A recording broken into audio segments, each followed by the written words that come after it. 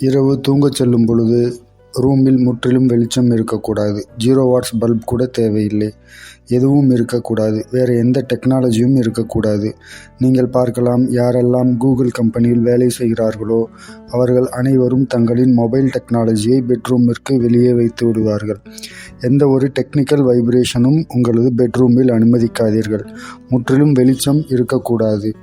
அப்பொழுது மெலோட்டோனின் என்ற ஹார்மோன் சுரக்க ஆரம்பிக்கின்றது. அப்பொழுது ஆழ்ந்த தூக்கமும் வர ஆரம்பிக்கின்றது. ஏதாவது லைட் எரிகிறது என்றால் 0 வாட்ஸ் பல்ப் எரிந்தாலும் கூட தூக்கம் டிஸ்டர்பன்ஸ் ஆகின்றது. மேலும் மொபைலை அருகில் வைத்து கொள்ளும் பொழுது டிஸ்டர்பன்ஸ் ஏற்படுகின்றது. மேலும் மொபைலை வெளியே வைத்து விட வேண்டும்.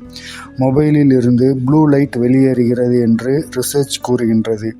மேலும் அந்த ப்ளூ லைட் ஆனது பீனியல் கிளாண்டில் இருந்து வெளிப்படக்கூடிய அந்த மெலோட்டோனின் ஹார்மோனை கம்மியாக ஆக்கிவிடுகின்றது. மேலும் தூக்கத்தை கூட டிஸ்டர்பன்ஸ் செய்கின்றது. நாளை முதல் பிகே டாக்டர் சச்சின்பாய் அவர்களின் ஜுவாலாமுகி யோக பட்டியின் 40 அத்தியாயங்கள் தொடர்ந்து நடைபெறும்.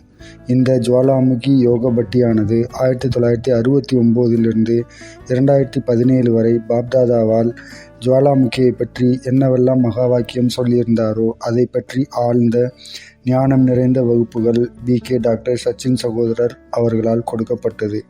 ஆகவே அனைவரும் இந்த பட்டியின் லாபத்தை முழுமையாக எடுத்துக்கொள்ளவும். நன்றி. ஓம் சாந்தி.